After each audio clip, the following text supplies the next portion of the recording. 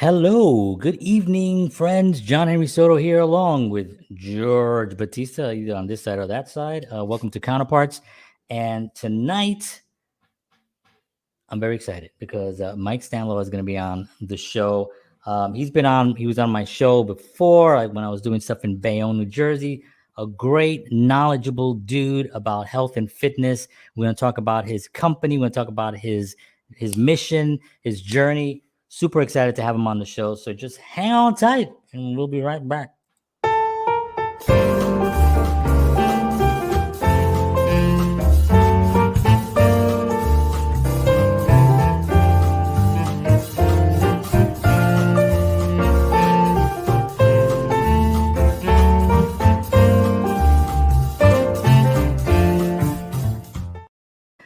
All right, and there he is, ladies and gentlemen. Mike Stanlaw is going to be on the show. Actually, he's going to be on right now because we're going to bring him up, ladies and gentlemen.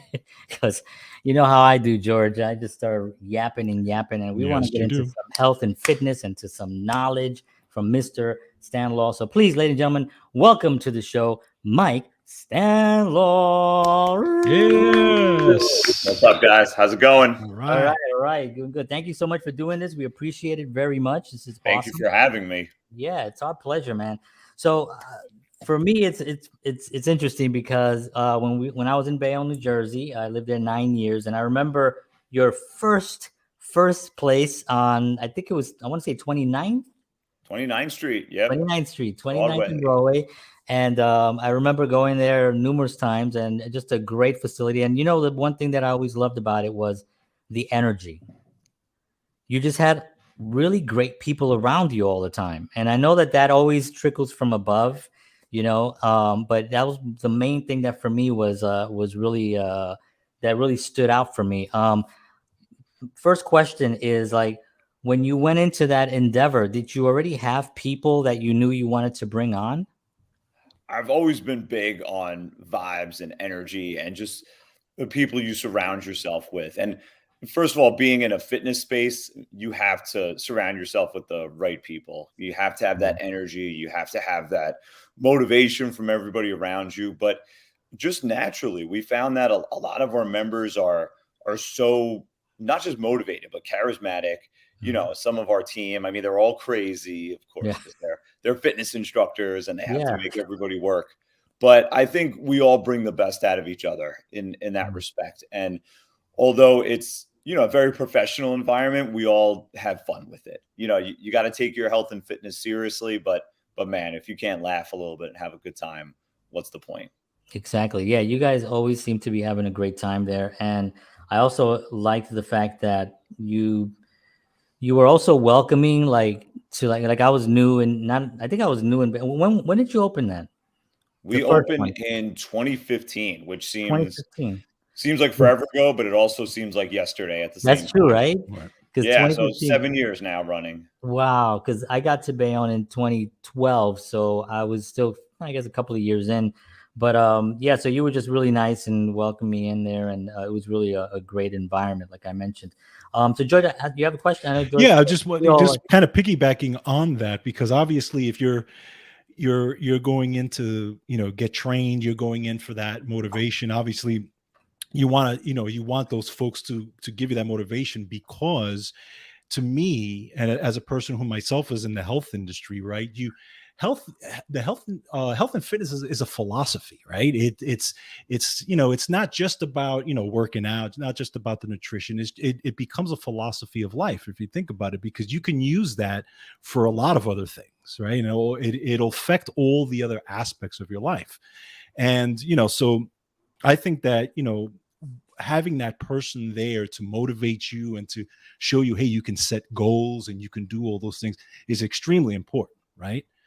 And so I wanted to ask you, because you had an interesting journey, because I know you also actually have a degree in social work, right? And so I know you were kind of going, you know, in a certain path, but at the same time you always had the health and fitness on this side as well, right? Yeah, it was interesting. You know, I went to grad school for social work, and it was just ironic because I've always been into fitness.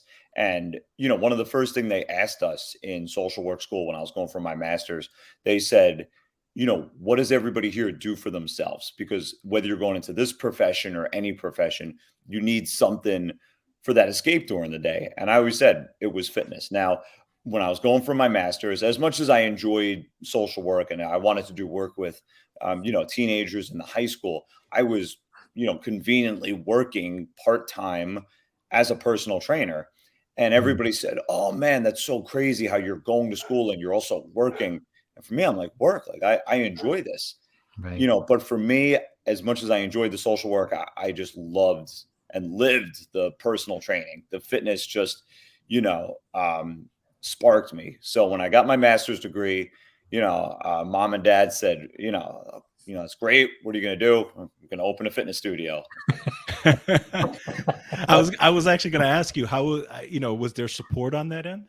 You know what? Right away, and they know that when I kind of set my mind to something, they must have saw the look in my eye, and they took a deep breath and they said, if that's really what you want to do, they said, we're behind you. But That's also, I didn't just say it on a whim, like, hey, I think I'm going to open they knew I had a plan, I had a structure, mm, I had a following and a clientele, right. that were saying Stanlaw Fitness before I even called the studio Stanlaw Fitness. Actually, I Oh, think it was originally coined by one of our members. One of my clients just said, "Hey, Stanlaw Fitness," back when I was at New York sports clubs. wow. So no matter what, a new business is always going to be a risk. Yeah. But my parents saw that there was just that look in my eye, like I'm going to make this happen, and then they supported me, thankfully. That's awesome. You're also kind of revolutionizing the industry, because I worked at New York Sports Club too, and I was in that space for 18 years, working in different clubs through New York City. So I know that whole thing, but it's sort of like fitness clubs got like a bad rap, especially like places like New York Sports Club and Equinox and LA Fitness and 24 Hour Fitness. They just got a really bad rap for the monthly charges, getting double billed, getting trainers that are aggressive. It was just a bad, not, I don't want to say bad overall, but it was the running joke was always those kinds of things. And you managed to kind of, you were there, you saw, and I don't know how the New York Sports Club was, the one that you were at. I don't know if you were at the one in Bayonne. The It one in was. Bayonne was pretty good, I heard. So I heard it was pretty good. I don't know, I never went there, um, but you were in that space where it's very corporate health. It's really different than that individual. So you're really revolutionizing it by doing the what you're doing there. How do you feel about that, coming from that space into the I way mean, that's definitely a cool compliment, saying revolutionize. I definitely appreciate that. yeah, no, And every business, every gym, every studio, there's always going to be its pluses and minuses. There's pros and cons to the big box gyms. There's pros and cons to the fitness studios. I just know that, no matter what gym I was in, no matter even now as a fitness studio, I just always wanted to know the customer. I never wanted to look at anybody as just up there, just a number, and they're helping our bottom line. For me, it's about the person. And I would always get a little angry at myself almost if I didn't know somebody's first name, and mm, their goal.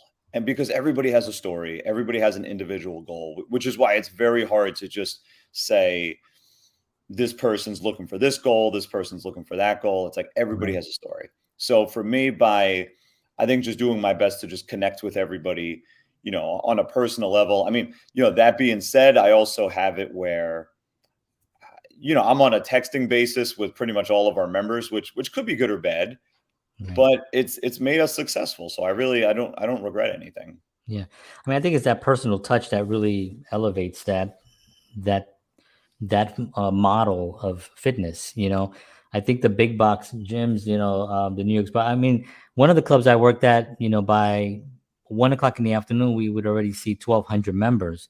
So that's a lot of people. You know what I mean? I mean, there's just not enough trainers and attention to each individual member that they're really getting the proper attention, that they're going to really see results.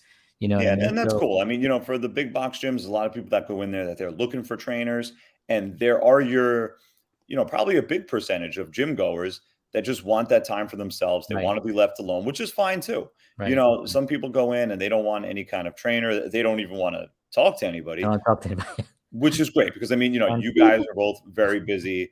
I know, you know, John, you do 1,000 things. So everybody needs that time for themselves to just kind of escape a little bit.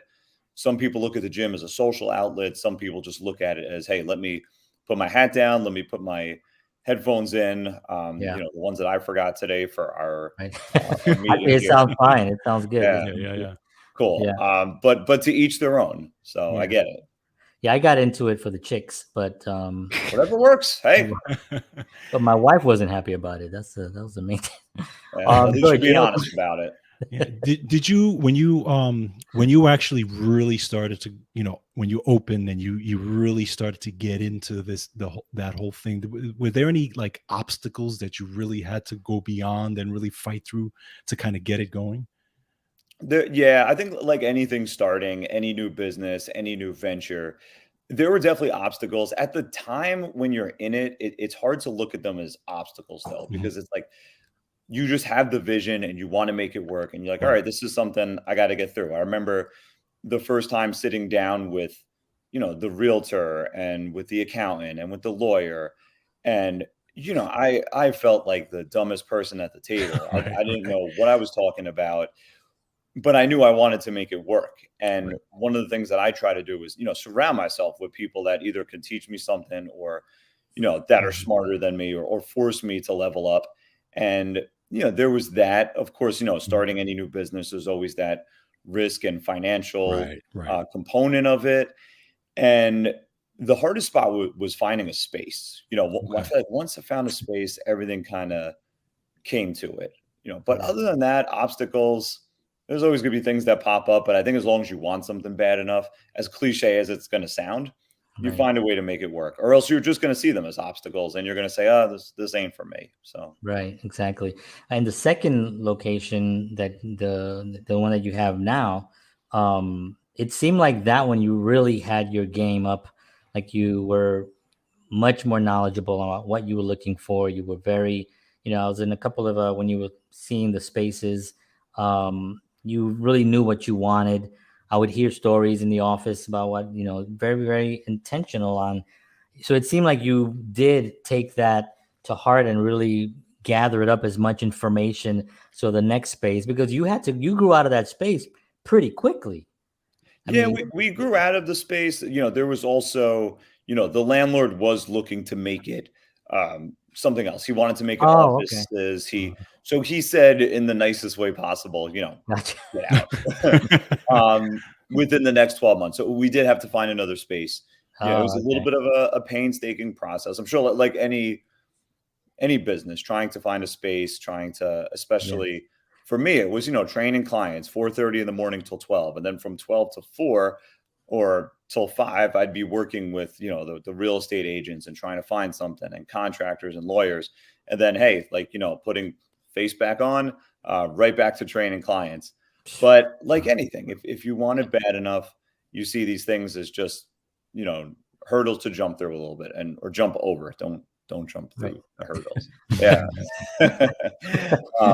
And you make it happen. So now, you know, we're in our new spot 3 years now, and we just have a great team and great Three members. And years. yeah, Wow. time flies. So we're Man, having fun, you know, working hard and having fun. that's so awesome. I wanted to kind of switch gears a little bit and talk a little bit about what you were saying about the obstacles and the, those kinds of things. Because, whenever you're doing something like this, you always run in not the physical barriers, right? Not the location, not the bank, not the, there's always psychological things. There's also mental, barriers. There's also energies from people that maybe don't have or maybe they're trying to protect you, but Right. they might be saying something that maybe is kind of hurtful in a way. Did you have to maneuver your way through certain elements like that as well? Oh yeah. To this day, I'm very careful with who I let in because you know you'll meet a lot of different people, Yeah. right? And there's people that you want in your circle, and but you know there's also some that you just you either outgrow or you're just a little careful with who you speak to. And I don't want to sound overly pessimistic, but we've all been there before. Anything you're looking for, any major goal you're looking to hit, you're going to have your people, hey, don't do too much, don't work too hard, man, like how much are you going to do? How much are you going to, it's Yeah, like, but everybody they know what they can handle.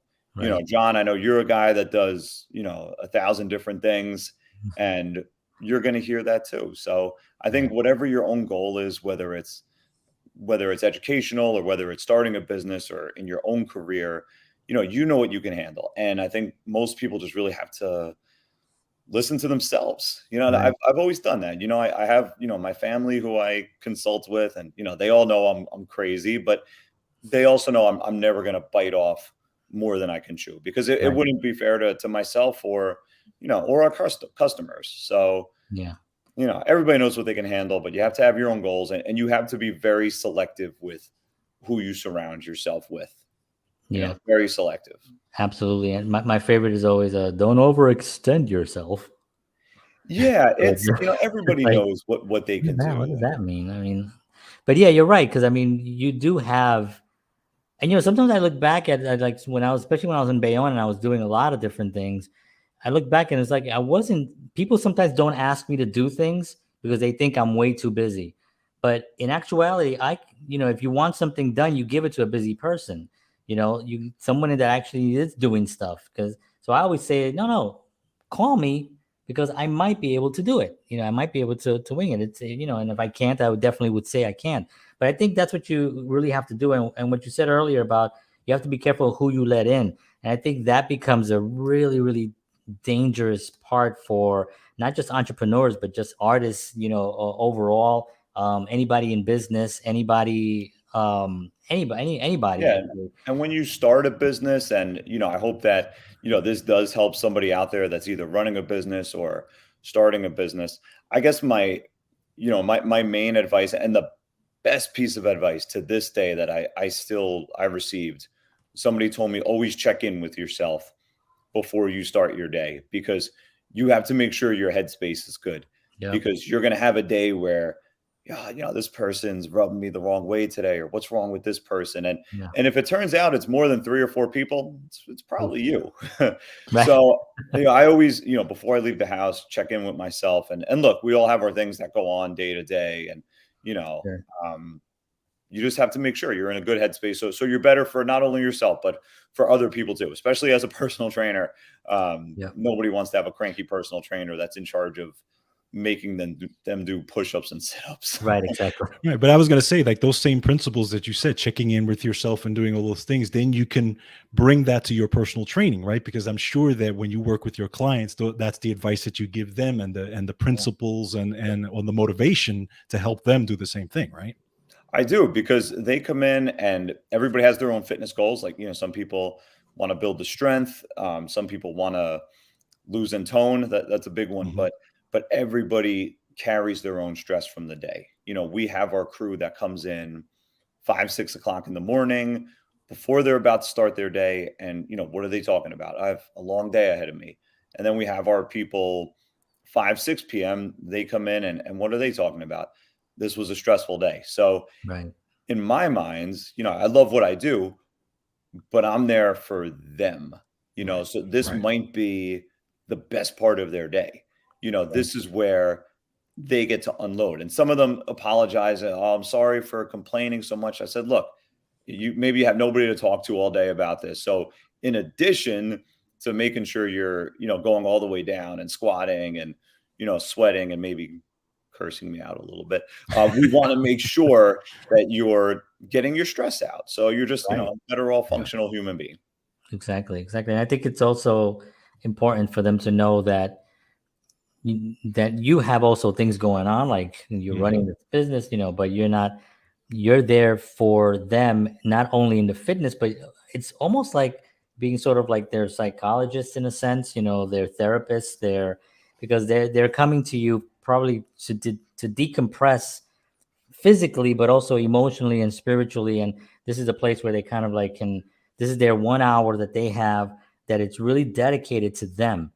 it's really for them. It's really not a meeting that you're taking for something. It's not having dinner with the family. It's really just for the individual to really be able to improve their I, lot. I And I made think sure that especially when I started the studio, that I made sure I looked at it that way, that you have to treat every single client like they're your only client. And there's going to be times where, of course, I'm human like everybody else, where, oh man, I know I have 20 people to train today, but I always have to recenter myself and say, look, this might be the most important half hour of their day.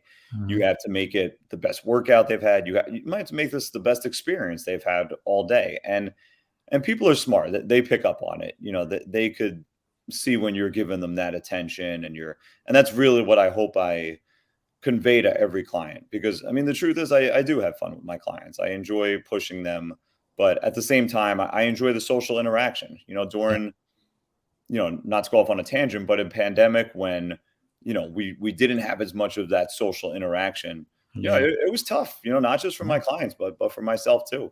I enjoy mixing it up with people. That's why I'm talking with you guys tonight, hanging out. Yeah. I mean, humanity needs interaction. That's what we're here for, is Yeah. to interact with one another.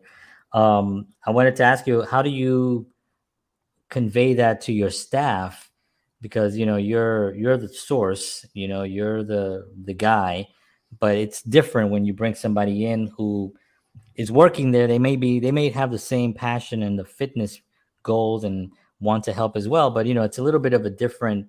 How do you convey that to make sure that they understand that they can't. I used to do that when I managed staff, so I would make sure that they knew that, especially the front desk, was when that person comes in to check in, if you're in a discussion and you're upset about something, stop talking, because that person, you don't know what they just went through. They're coming in here to work out, and the last thing they want to see is now another dramatic thing in front of them. We don't know what they've been through. So I was always very, very emphatic about that, and making sure that, listen, you can't do that.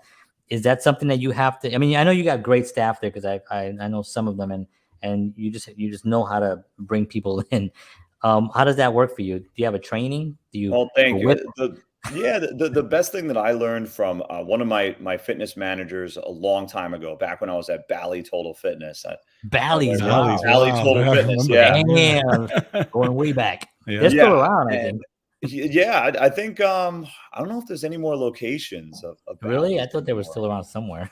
I'm sure there's a few. Yeah. And he said to me, you just have to make sure you lead by example. And something I've even been doing recently is just picking up on any little, maybe subconscious behavior I might have, because one way or another, that's going to convey to the people that work with you. Mm-hmm. And I'm big on energy and feeding off of energy, and yeah, I don't like micromanaging people. People don't need that. Right. It's insulting intelligence sometimes, but at the same time, we're all good with giving each other feedback, making sure that we push each other, motivate each other. And yes, we try to leave our drama at the door. That being said, I tell the team that if you guys need to talk, I'm here for you.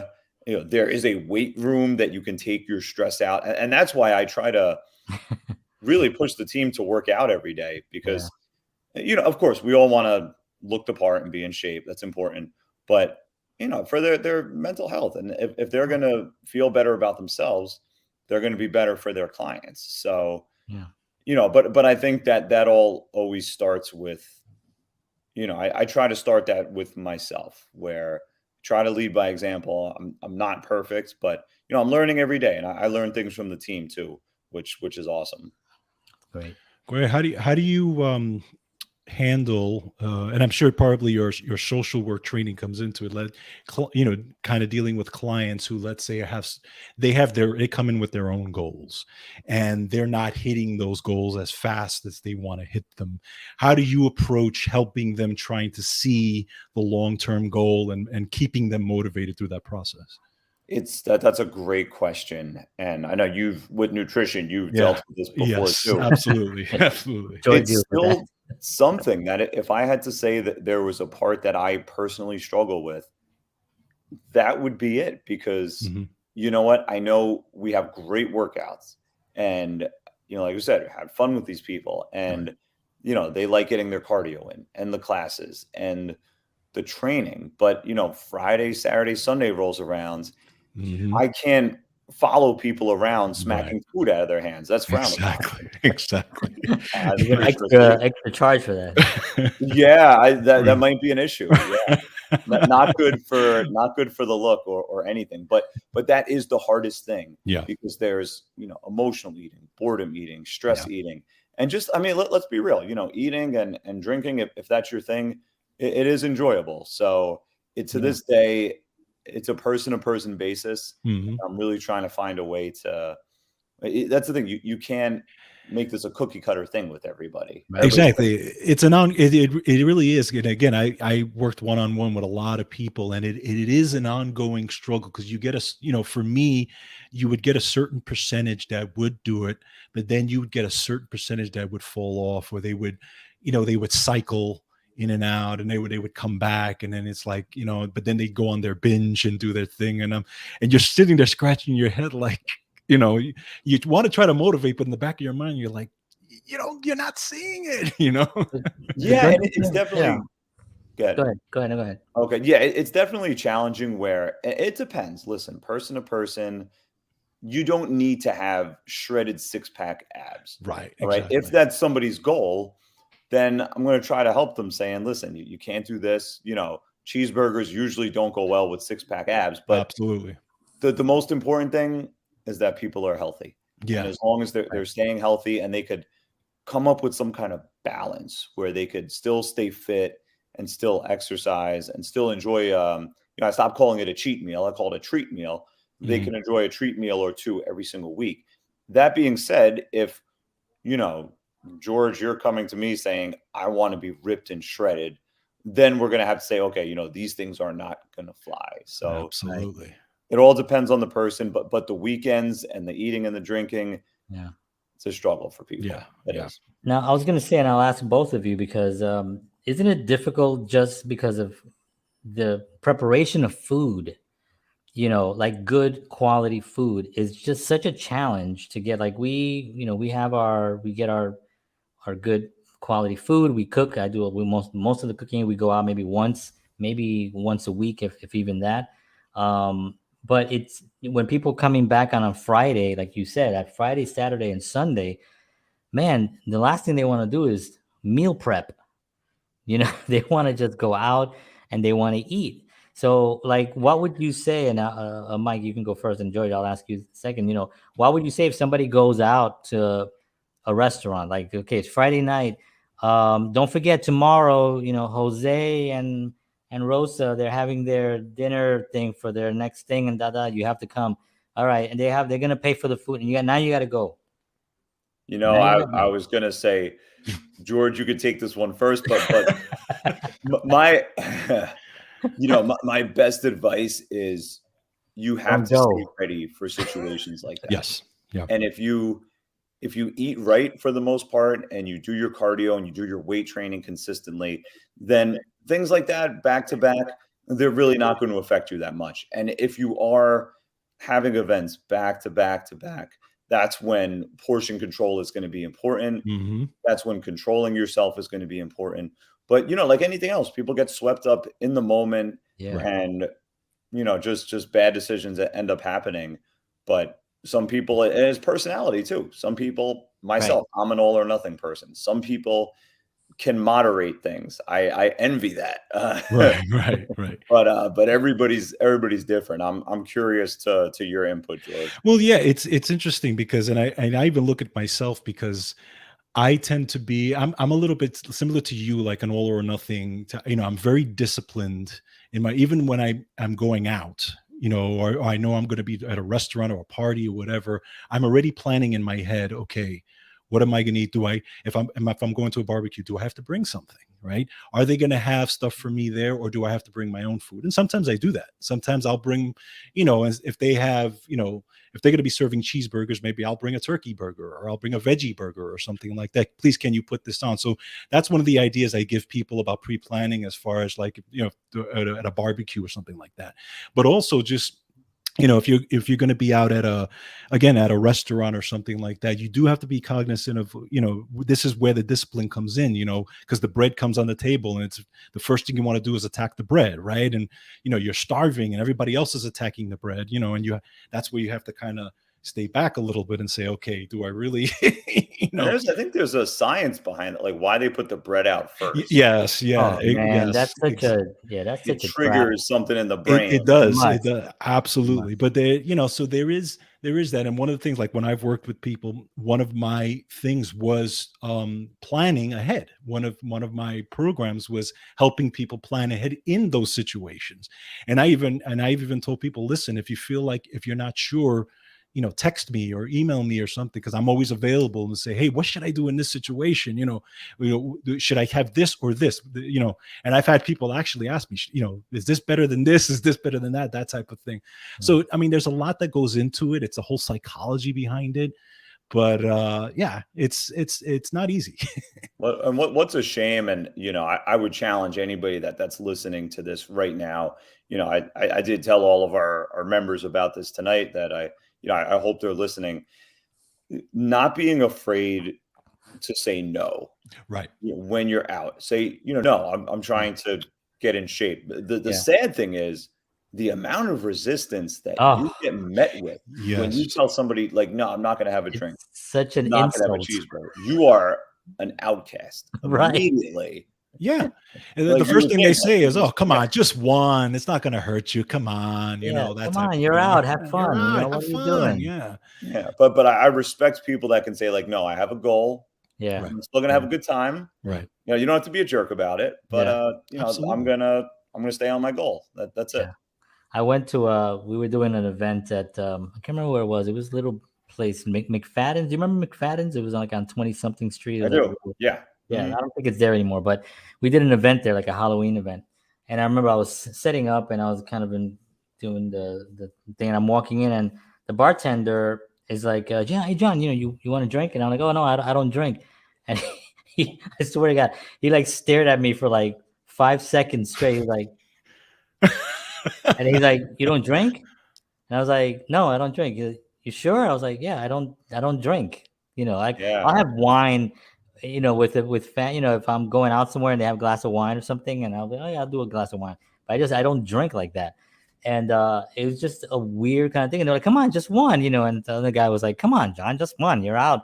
You know, you're doing this big event, man. You know, just have a drink. But yeah, the pressure on that, especially, and it's way more with food. I mean, there we're talking about something else, but with food, it's just very, and it's a, you know, it's a cultural thing to, when someone offers you food, you know, you say yes. You know, I mean, in some cultures, I think if you say no, you know, you insult them. Yeah. Insult if Yeah. you don't eat Yeah, their listen, food. my wife is 100% Italian, and it took Ooh. her family a long time to see, like, okay, Oh, he's on man. a specific plan right now. Yeah. You know, but I had to tell them, you know, it's not disrespect. You know, they understand it now. Yeah.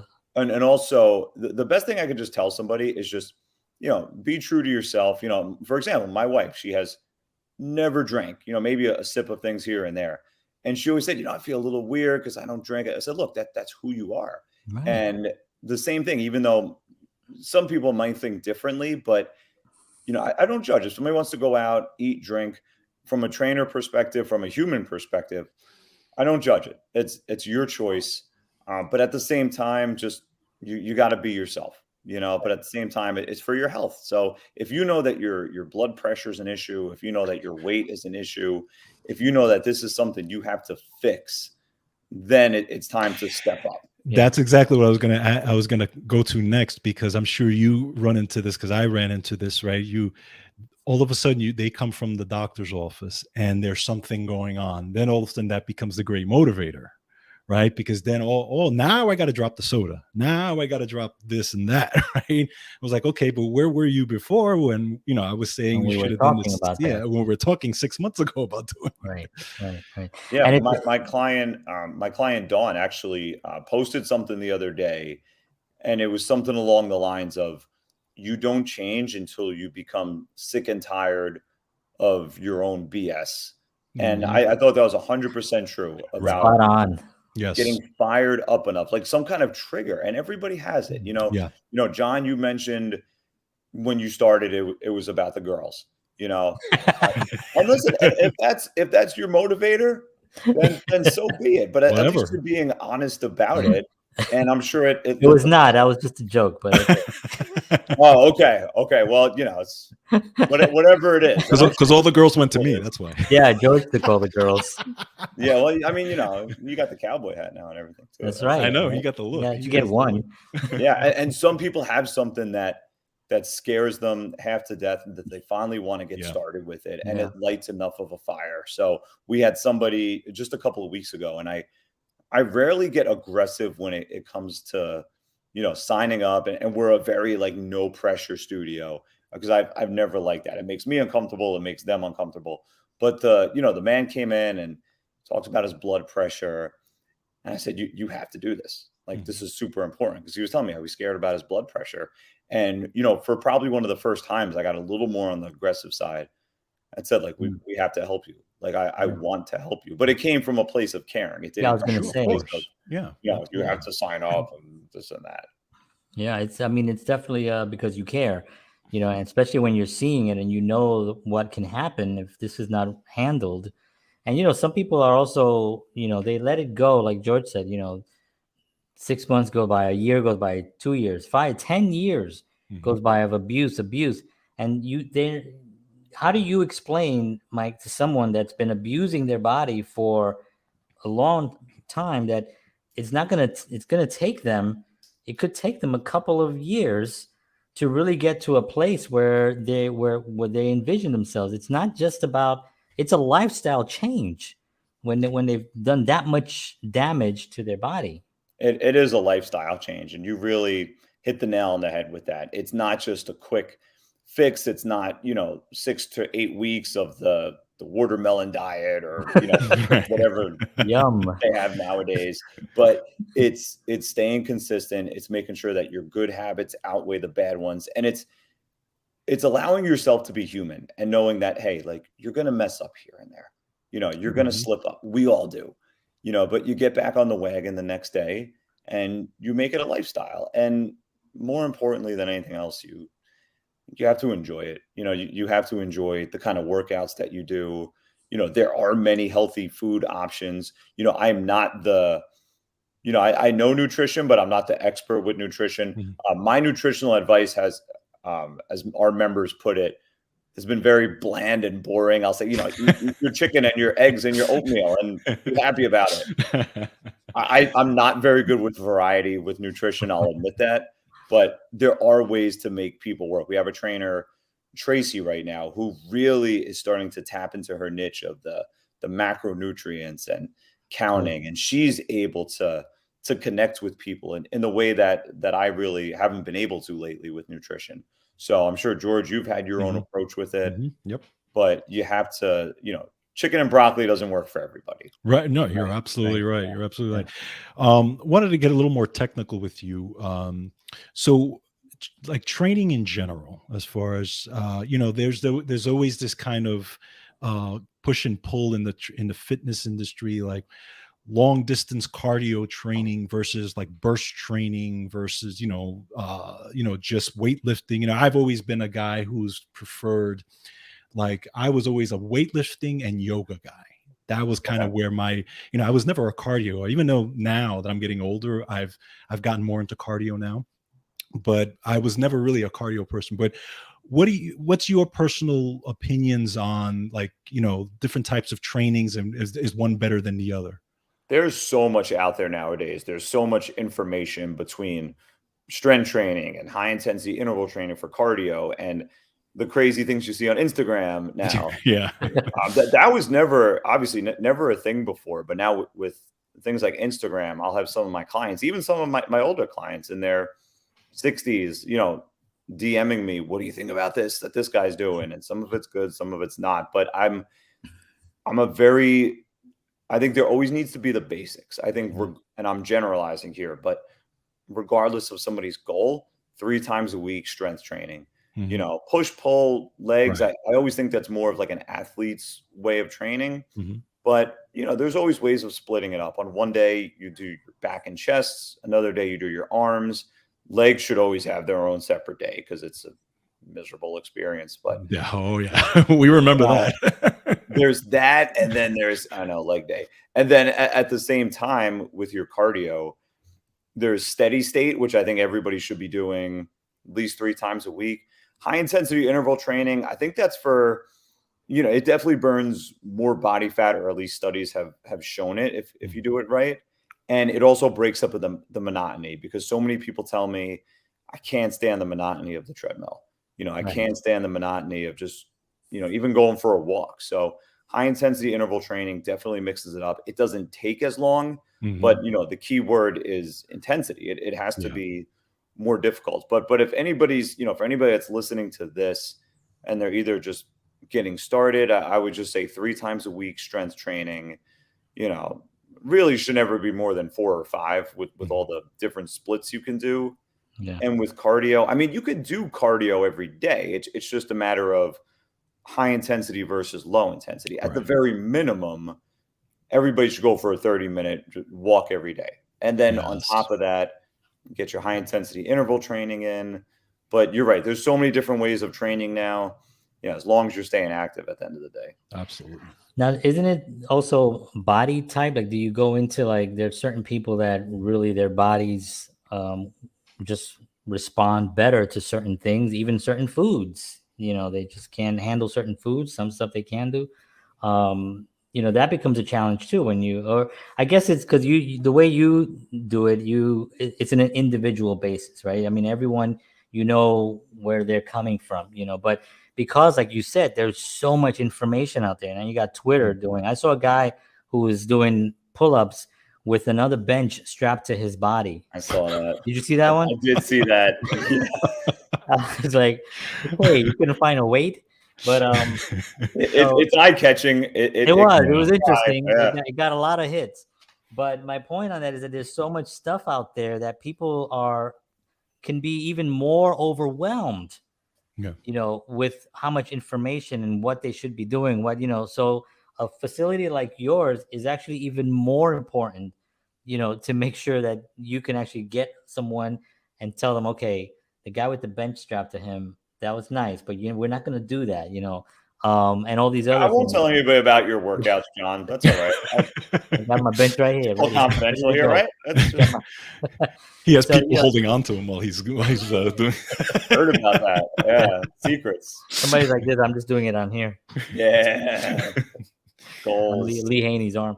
But Lee Haney. Yeah.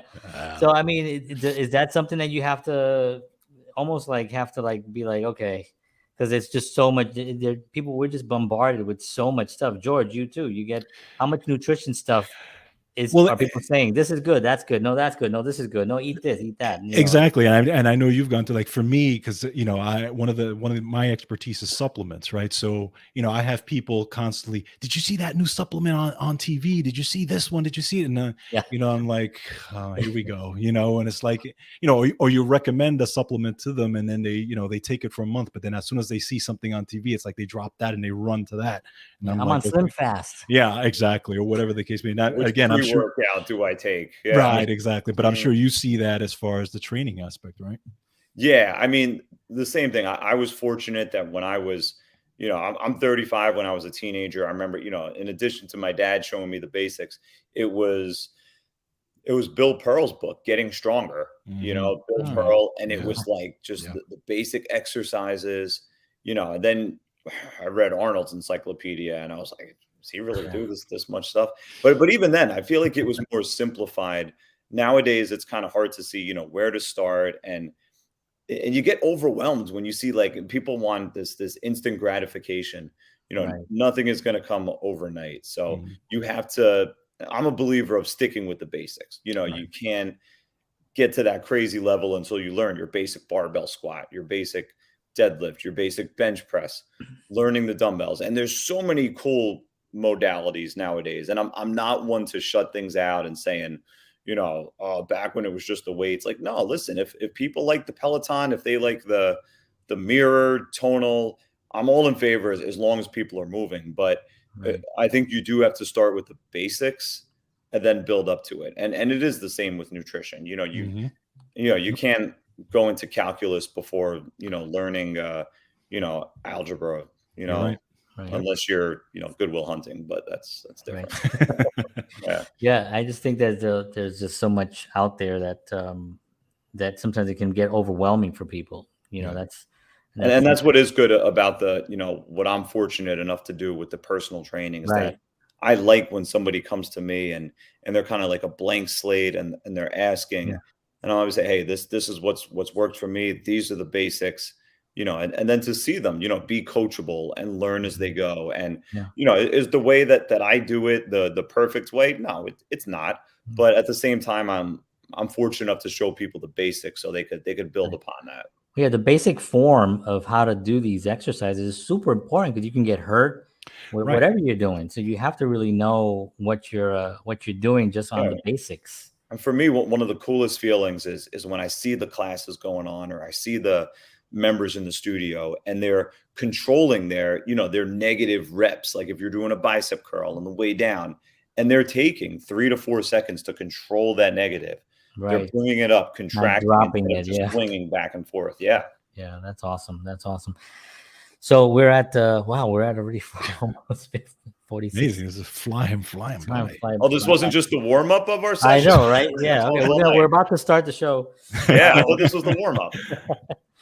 So actually, before we wrap up, I want to actually, like I said before, a lot of people that watch this show watch it because we have, things that I hate to use the word motivation because that's been so overused, but something that really guides someone in a proper way where they feel like that's a path that they can take. So someone out there right now that's having a fitness, thinking about fitness, they're thinking about doing something for themselves, for their bodies. What advice do you have for someone that's never ever joined a gym before or any kind of training at all? Just be honest with yourself and know why you want to start, if you do want to start. And then just know that the fun part is that when you do start, you're going to see results right away. It's people that are doing it for a long time that you really need to change things, but you'll see results instantly. But make sure you know why you're doing it, and just know that fitness carries over to every other aspect of your life. It's Right. not just about looking good in the mirror and for your dates, even though that's cool too. At the same time, it carries over to everything. I've seen people that take pride in their fitness and their physical progress and what they do, how it just carries over into their work, into their personal relationships, into their stress relief, into just how they handle their finances, everything. It's I'm a big believer, how you do anything is how you do everything. So it's just good for self-care at the end of the day. Yeah. And I think you hit it there with the why. I think the biggest thing is the why, whether it's fitness, nutrition, or whatever aspect of your life. You should start with that why. Why do I want to do this? Whatever that reason is, because that why is going to get you out of bed in the morning to train, to eat well, to balance your finances or whatever it is. And so I always say start there, and I'm sure, like I said, you do too. Yeah, well, one of the best books I've ever read. Simon Sinek, Start with Why. Start with why. Simon Yep. Sinek, I knew George and I would have the same taste. Yes, in books. absolutely. By Grant definitely. Cardone back there. Yeah. He's the man. Yeah. Well, I would say like my wife, for instance, the reason why I kind of eat well and work out is because, I got, I had kids older, in my life, and I have a 5-year-old, 5-year-old son. So for me, that's, I need to keep up with him. It's like really challenging as, I'm 53 years old. So for me, it's like challenging to kind of like chase a 5-year-old. So I have to stay in shape or else I'm just going to be dropped on the ground. But And you just said it. You said you have to stay in shape. You have to. That's my why. It's like, and I Absolutely. want to because it makes me feel good, and I could also keep up with him. You know what I mean? I can actually do stuff, and I'm not the old guy going, Right, exactly. I don't want to be that dude. I want to be 70 years old, 75 years old, and still have energy and still be able to, do stuff, and maybe have more kids then. I'm just kidding. But Never know. You never know. You know what I mean? But I think your client, I believe you said her name was Dawn, I believe, that her post, I think her post said it all. You know, when you get to the point where you're just tired of your own crap and you're just like, man, I got to do something. You know, everybody has a switch. Everybody has a switch that lights that fire. Absolutely. So if you're out there right now and that switch has been lit, StanlawFitness.com right there, reach out to them and get started, because it's really important. Mike, I want to give you an opportunity to let us know what you're currently working on. Do you have any announcements of anything, and where can people find you? Obviously, your site is on the page there. And any last words, of encouragement for the audience? Yeah, right now, just honestly, just working on being our best for our members, and not even just for our members, but we have a lot of followers on social media, or just anybody that we're fortunate to come in contact with, to be able to help them.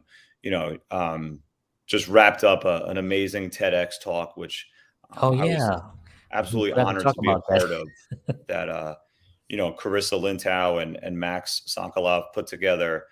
Just honored to be a part of that. Talk about exercise and self-care. But other than that, like I said, if anybody's listening, we'd be happy to help if you're interested, whether or not you want to join the studio or not. I try to help whoever I can, because I'm very fortunate enough to be in this position to help people. And I consider it my why and my purpose every day. So get your 30, as we say, 30 minutes of physical activity every single day. Sweet. Awesome. Thank you so much, Mike. Thank you, guys. Appreciate you being on. Don't go away. Hang on right there for 1 second while we're just going to wrap up the show. But everybody, Mike Stanlaw. Thank you, guys. Thank you, man. Appreciate it. Thank you, guys. See? That's what we're talking about. That's it. That's what we're talking about. That's like the exact purpose of why we do this show, is to help people and to give people these kinds of answers and motivation to really keep going. I mean, that's, to me, is the most important thing. So thank you, Mike, for being on. And he has to come back, because we kind of like flew by. And I think there was a lot. I wanted to talk about the TED Talk, and I wanted to talk about that preparation. So he's got to come back. But anyway, thank you, everybody, for tuning in. Appreciate it. We'll see you all again next week. Actually, no, we have a show coming up on Thursday, right? We have a special show. Yes, we do. Yeah. Yes, we do. We'll be back on Thursday live, 7 p.m. Central, 8 p.m. Eastern Standard Time. So we'll see you on Thursday night. Thank you, everybody. Have a wonderful day. And as always,